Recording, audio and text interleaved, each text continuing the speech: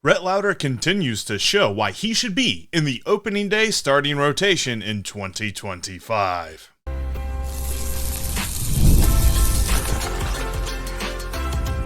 You are Locked On Reds, your daily Cincinnati Reds podcast, part of the Locked On Podcast Network, your team every day.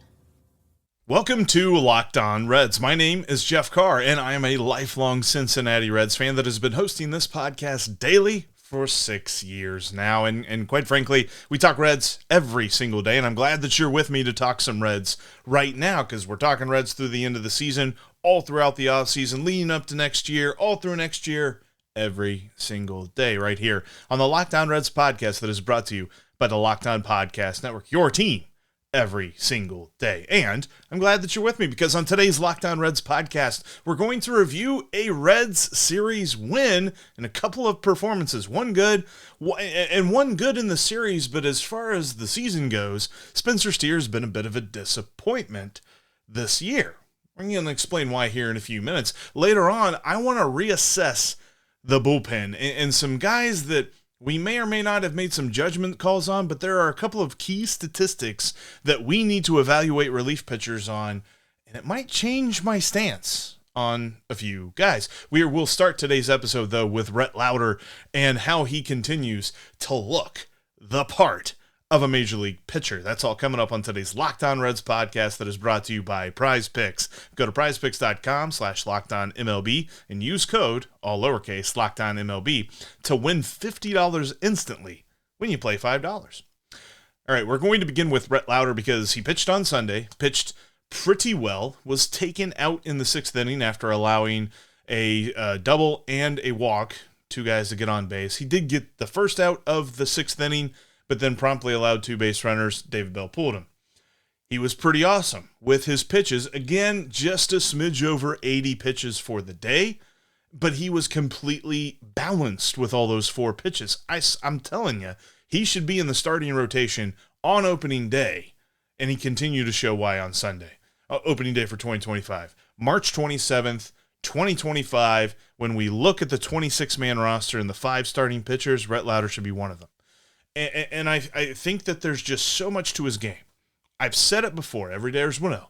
He's a cerebral pitcher. He is able to outthink the guy at the plate. And he can do it with his four pitches that he uses. Consider the fact that on Sunday, the pitch that he threw the most was his slider. But he only threw it one more time than his four-seam fastball, which he only threw one more time than his sinker. He threw his slider 21 times, and then the fourth pitch, the least amount of pitches that he threw was his changeup, which he threw 17 times. He was crazy balanced. And think of a cross-sport reference, because I just spent the day watching football. Think about a quarterback in football for a moment. Quarterbacks who are able to spread it around the field are so hard to defend. And if you're a hitter in baseball, facing a pitcher that's got four pitches that he can throw at any moment for a strike right where he wants them, that's dangerous. Rhett Lowder has really got a bright future ahead of him. And he did a good job in the 5 1/3 innings that he pitched. He limited the walks, only had one walk, had 5 strikeouts. Really a good performance by him. But I continue to believe that what he is showing is exactly what I want to see out of a pitcher in this day and age. His velocity isn't crazy. His average fastball velocity is right around 93 miles an hour. I think it's like just below 93 miles an hour. But quite frankly, we've said this all the time. If you throw 103 and you don't know where it's going, then what's the value of it? If you throw 93 and you can pinpoint it, then you're dangerous. And that's exactly what he is, because he's able to use his four-seamer to set up his sinker, to set up his slider, to counter his slider, and then you've got the change that just falls off the table, and it's slower than everything else, and he's able to mix speeds and mix locations. I say this, and it's a completely personal thing. I don't want you to think that I'm saying that Rhett Lowder is better than Hunter Green. That's not what I'm saying. But I think I enjoy watching Rhett Lowder pitch more than any other Reds pitcher, simply because of the way that he's able to move it around. Pitching is a chess match, And quite frankly, being a hitter, and it was always funny to me that Joey Votto loved chess because it is a chess match. As much as a hitter can't really think about what's coming next, the pitcher, man, he is throwing everything he's got at the opposing hitter. And in a lot of cases, it's just a guy that's got velocity. I mean, that's what Hunter Green relied on his first couple of years. He's finally pitching now. Rhett Lowder, and everydayers will also know this, as Rhett Lowder was coming up through the minor leagues, made his debut, all this other stuff. What's the one thing that I constantly said about Rhett Lowder? This dude has pitched at every single level. He said this whenever I got the chance to meet him in Dayton. He said, ever since I've been pitching in high school, I had to know how to outpitch guys in high school because I've never had that raw stuff. I've never had the velocity that other guys had.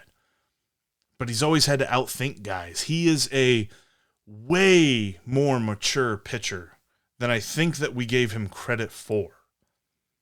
And we're seeing a little bit of chinks in the armor. I mean, he gives up some high velocity on the contact. The average exit velocity against him right now is just a smidge over 90 miles an hour. You definitely want that to come down. League average is 88.5 miles an hour. And how they classify a hard hit baseball is 95 miles an hour or more. So he is trending toward allowing hard hit contact on the average. So he does get clobbered, but he does a good job of keeping that on the ground. A super key statistic for a guy that when he gets hit, it gets hit hard.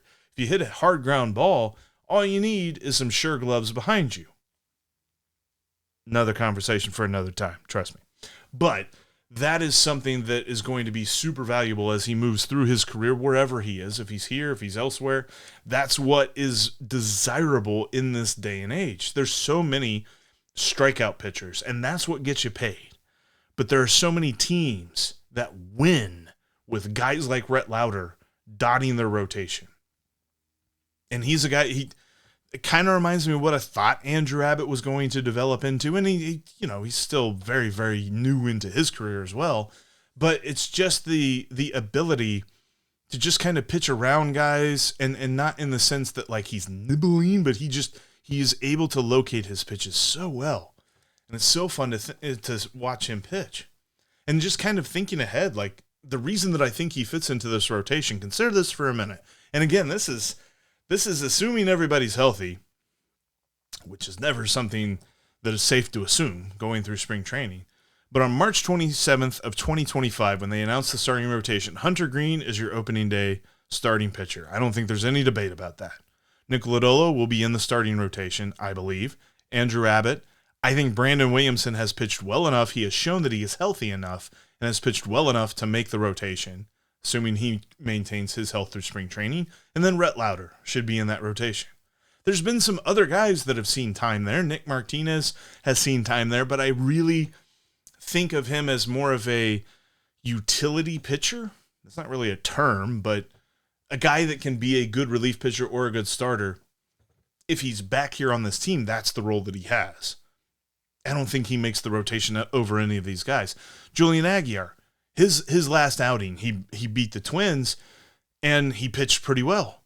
But I don't think that he's an opening day starting rotation guy. You need more than 5. And Rhett Lowder and Julian Aguiar will begin the year in Louisville as like the 6th or 7th or 8th guy. But he's going to see some starts next year. We know this. We've seen this happen for the last 2 years. So he's still going to be a big part of this. But I think that out of the gate, I don't know that there's anything Rhett Lowder can gain from going back to Louisville to begin next season. He's here in Cincinnati. He ain't going anywhere. And he is proving that he deserves the spot that he's got.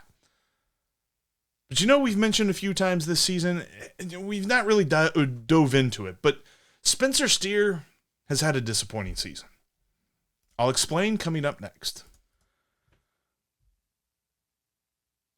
You've heard us talk all year long about FanDuel. They're America's #1 sportsbook, and they are just continuing to be #1 in so many different ways. There's a few more days to take advantage of this NFL Sunday ticket offer, because all you have to do is wager $5 and you get 3 free weeks of NFL Sunday ticket through YouTube and YouTube TV. All you need is a Google account and a current form of payment, and you can cancel it any time. And then with a YouTube TV base plan, you'll be able to watch every regular season Sunday afternoon out-of-market game. You just wager $5 like on the Ellie Parlay. That's Ellie De La Cruz to get 2+ total bases, 1+ runs scored, and 1+ stolen base in Tuesday's game. They're off today, so obviously no game today. But you can get this on the Ellie Parlay. I do it all the time. Wager $5 on that, get 3 free weeks of NFL Sunday Ticket from YouTube and YouTube TV from FanDuel. They're America's #1 sportsbook. Go to FanDuel.com/lockedon and take advantage of that today. We are talking some Reds here today and every day, every week, every month, all year.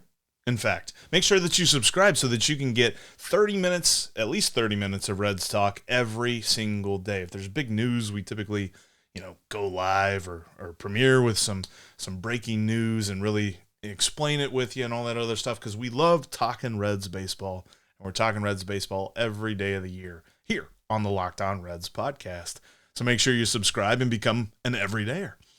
But I want to make this clear. Spencer Steer has had an okay season. He was supposed to be better than that. And in fact, last year he was better than that. And his projections said he was going to be better. Computers thought he was going to be better than what he has been this year. And while he hasn't been bad, and I would not list Spencer Steer as a key reason why the Reds did not achieve their ultimate goal in 2024. Well, I'm sorry, the ultimate goal that we thought they would achieve. They're still on track to achieve management's ultimate goal. They only have to lose, if they only lose 4 more games the rest of the year, 500, baby. The most interesting 500 team in baseball. But I digress. The reason that they are not a playoff team is not simply because Spencer Steer has had a down year. But he was supposed to be better than this. Consider for a moment where he's at right now. He's batting .232. He's getting on base about 33% of the time. It's a little bit closer to 32% of the time. And he's slugging a bit over 400. He's nice. Nice little tidy slugging percentage. Last year, he hit .271. Got on base almost 36% of the time and slugged .464. He did that. It wasn't he was projected to do that. He did that. And then the ZiPS projection system, Fangraph's main projection system, computers, said, okay, he's going to have a slight regression this year, but he's going to hit .263, get on base 34% of the time, 35% of the time, and slug .451. Boy, we would take that right now. I don't know that that's the difference between the Reds being where they are and being a playoff team, but the lineup just feels a little bit more cohesive if that's the year that Spencer Steer had. But as it is, Spencer Steer has been flirting with dropping into the 220s in the batting average. And look, he's still drawing walks. He still has decent plate discipline. His strikeout percentage has not gone crazy. It's just there's been something that has negatively affected him this year, which is the batting average on balls in play for a super large sample size. Usually you see bad luck over a smaller sample size, but he's had over 600 plate appearances, and his BABIP is still only .266, which is almost 30 points below league average. League average batting average on balls in play is .290. His is .266. So he has, at least by that statistic, gotten unlucky. But let's dive in a little bit further. Why is Spencer Steer here and not where we thought he would be? I said it, and I firmly admit this. It's corny as heck, but I stand by this. He's the mashed potatoes. Think about any sort of, holiday plate that you might be filling up. Look, we're getting close to Thanksgiving, and by close, I mean we're like, a couple of months away. That's in the red zone for me for Thanksgiving because I love Thanksgiving. It's like my favorite holiday. But the mashed potatoes on your Thanksgiving plate are not the reason that you made the plate. It's not the key member, but it's the thing that brings it all together. And Spencer Steer is the guy that brings this lineup all together. And because he has had a down year, the lineup itself has been very inconsistent because he was supposed to be the consistent driving force behind everybody, behind the stardom of Ellie De La Cruz, behind the perceived power of Christian Encarnacion Strand that we never saw, behind the resurgence of Tyler Stevenson, things like that. You were always going to have Spencer Steer, and he hasn't been there. And one of the biggest reasons has been his quality of contact. We talk a lot for everydayers out there. They know this. But if you're a little bit new to the Locked On Reds podcast, I enjoy the Baseball Savant website, StatCast. Talks a lot about exit velocity and things like this. And when you look at exit velocity, what it is telling you is that a guy just isn't getting the kind of contact that you want to see. League average exit velocity is 88.5 miles an hour. Spencer Steer is at 87.9. Slightly below league average. It's not alarming, but it's below. His barrel percentage, the number of times that he barrels up a baseball, the percentage of time he can do that, league average barrel percentage is 7%. Spencer Steer's at 6%. Again, it's not egregious, but it's below average. And that's what his season has been. His season has not been egregious. We haven't looked at Spencer Steer and been like, man, you are detrimental to this lineup. But for the most part, he's been not good enough. His bat speed is also to blame. Because in fact, and this is a new statistic that StatCast has really rolled out there, they're still trying to, work out the kinks of it a little bit, but essentially it is the average bat speed swing that a guy has. His is 71.7 miles an hour, and that sounds all right. But there are 115 qualified batters. And I mentioned this the other day when I was talking about some stuff with Ellie, but there are a total of 135 qualified hitters in Major League Baseball right now. Qualified is a specific amount of plate appearances that they've had. They've reached that qualified threshold. Spencer Steer has reached that threshold, but he is 116th in bat speed. That's not great. And I don't know if it's something that he goes back to the drawing board this offseason and tries to change a few things. Maybe hits like a drive line or one of those developmental labs or something like that. I don't know. I am not a guru when it comes to hitting the baseball, but I understand good hitters. And the numbers that he is showing don't match up with that. So while, and I love to do this, where I say, his batting average on balls in play is below league average, so he's getting unlucky, a breakout is coming. You've got to look at this other stuff too.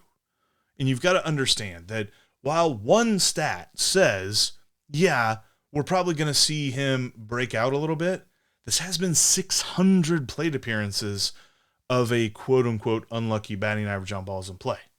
So when you look at this other stuff, the slightly below league average contact quality, the slightly below average barrel ability, and the well below average bat speed, you think, okay, probably not going to go crazy with some sort of breakout at this point. And there probably needs to be a tweak made for him to get back up there. Me and Steve have both agreed, and from differing angles, but we've both agreed that Spencer Steer is not the most valuable player on this team. But he is the most important because he is the consistent driving force in this lineup. So as he breaks out, which at this point I just hope it's next year. There's a total of, I'm going to do math, this is scary. There's a total of 11 games left. If he goes on some sort of hitting streak where he only makes 2 outs in the next 11 games, I'm going to be kind of bummed about that. I want him to break out next year. But I think that if he goes to work this offseason, he definitely can. But there's definitely going to be some things about his game that he needs to change just a little bit. Because when you factor in the fact that this has been lackluster on the hitting side of things, his glove is bad. It's not good. It's not Adam Dunn bad, but it's not good in the outfield. And the numbers don't necessarily back it up that he's really that much better in the infield. But I say that to say this, the bat has to get better next year to make up for his not so great glove. But look, he's had a down year. He's not had a bad year, but he's not had a good year either. But I think that he can make those changes this offseason and really break out next year because he's done it. Last year, I said it just a few moments ago. Last year, he hit 271, got on base almost 36% of the time, and slugged 464. Those are good numbers. You'd like to see him come up a little bit, but those are good numbers. He really took a fall this year. Hopefully he can get back to it. But coming up next, when you look at the most important relief pitching statistics, you may come to some different conclusions about a few pitchers that we already think we know what we know about them.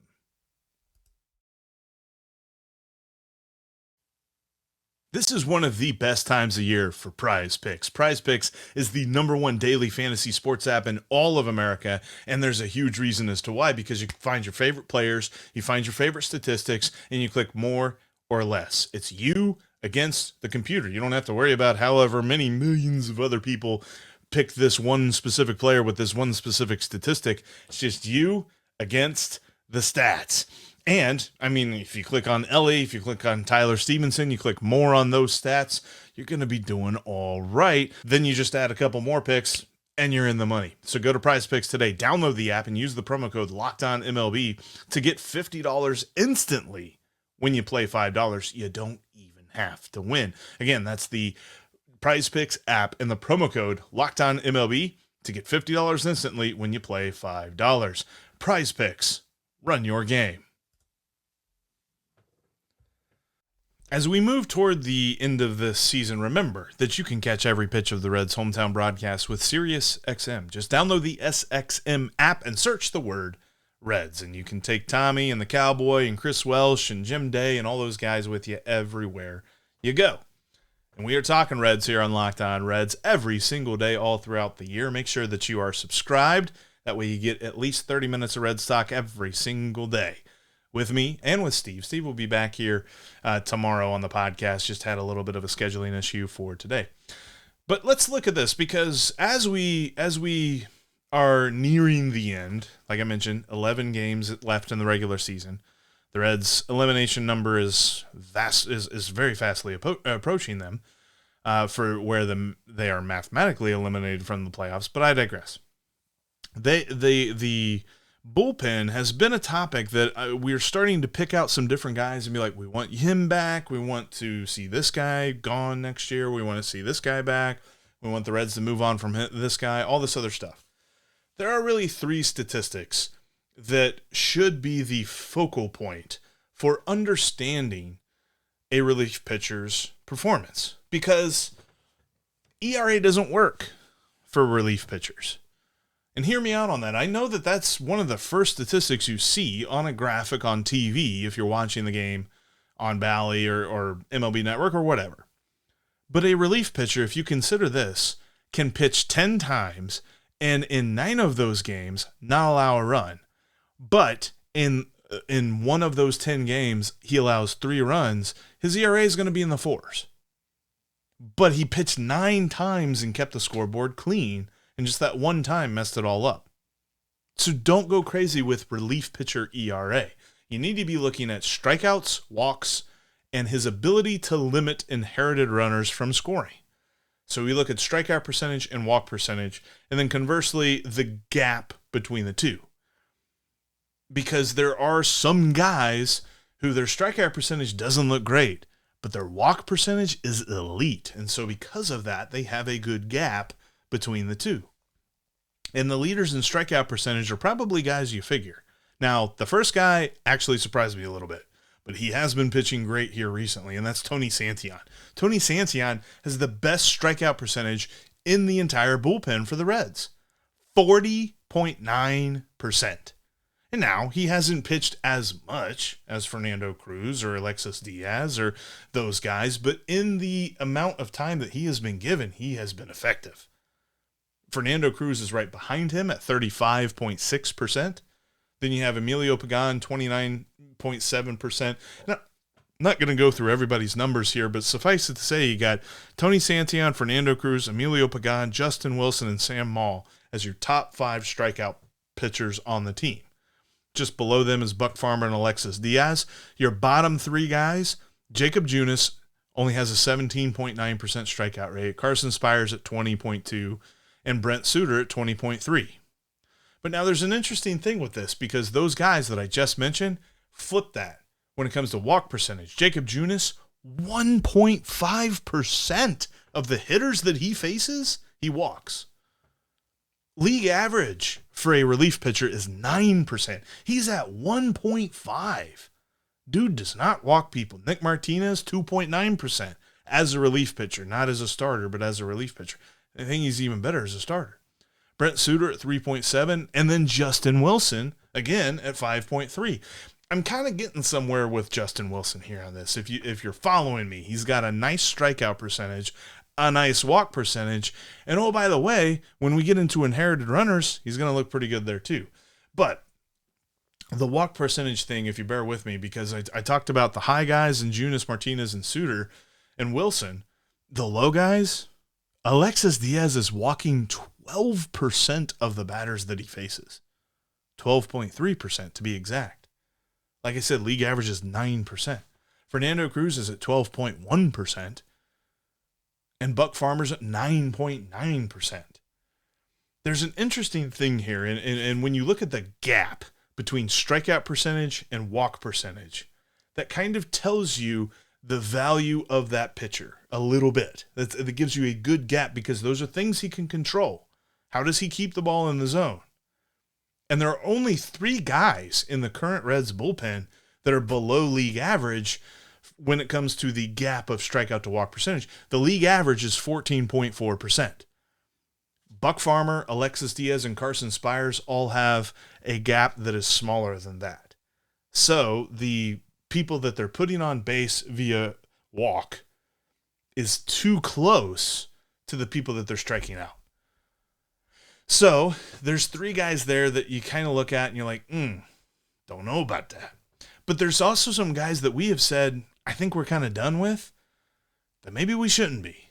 Emilio Pagan is under team control for next year. He's under contract for next year, so he's not going anywhere.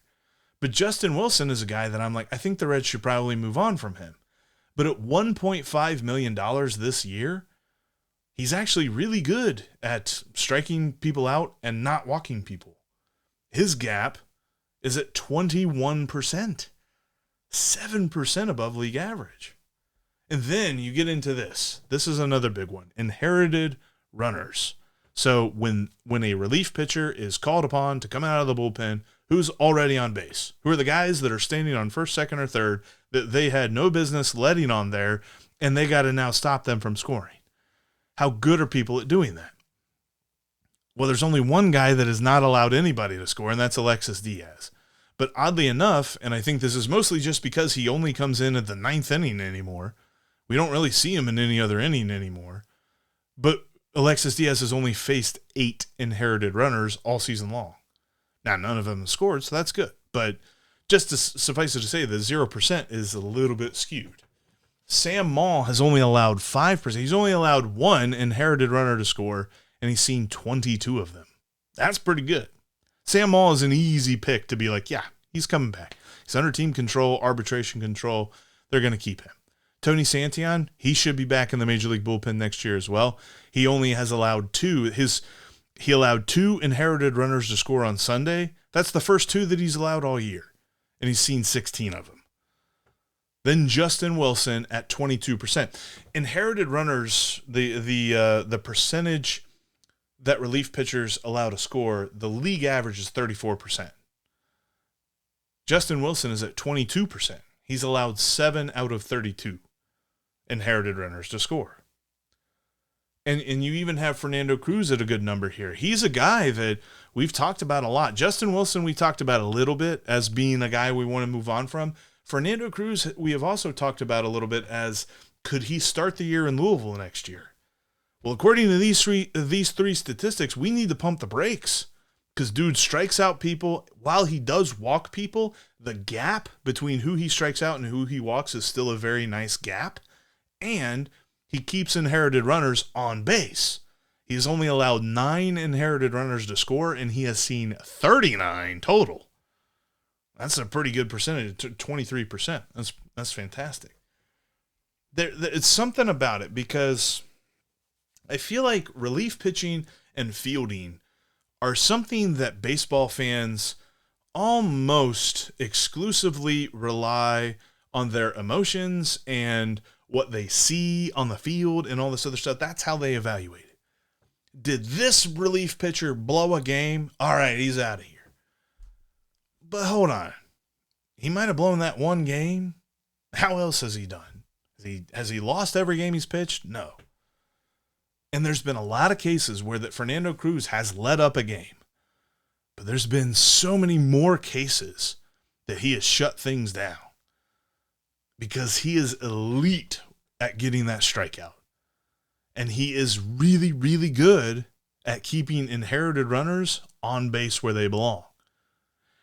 It's interesting to think about it in this way. And I at least present that to you to understand relief pitching a little bit differently. I understand there was a lot of numbers there, but we had to kind of dive into those numbers for you to understand my point with this.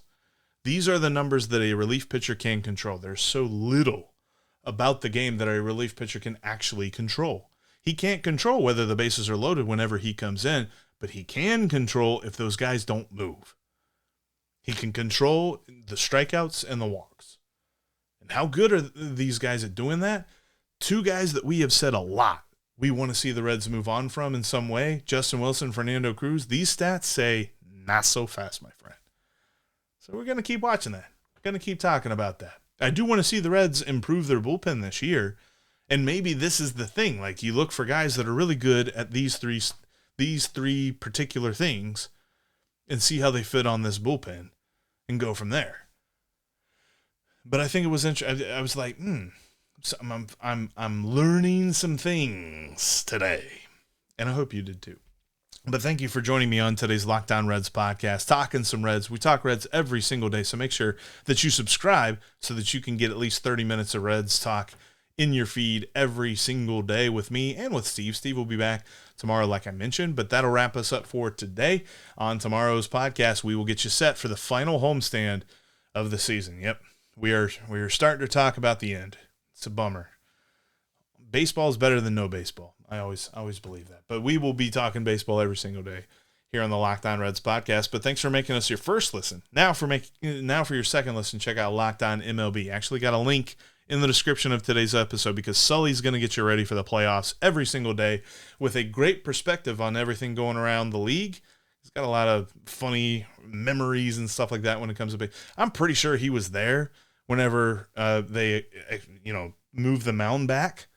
He just knows baseball history, and he can bring it into context of what it means today and how today's game, was different. And it's awesome. Check out Locked On MLB, link in the description of today's episode below. We're all part of the Locked On Podcast Network, your team every single day, and we will be Locked On Reds every single day.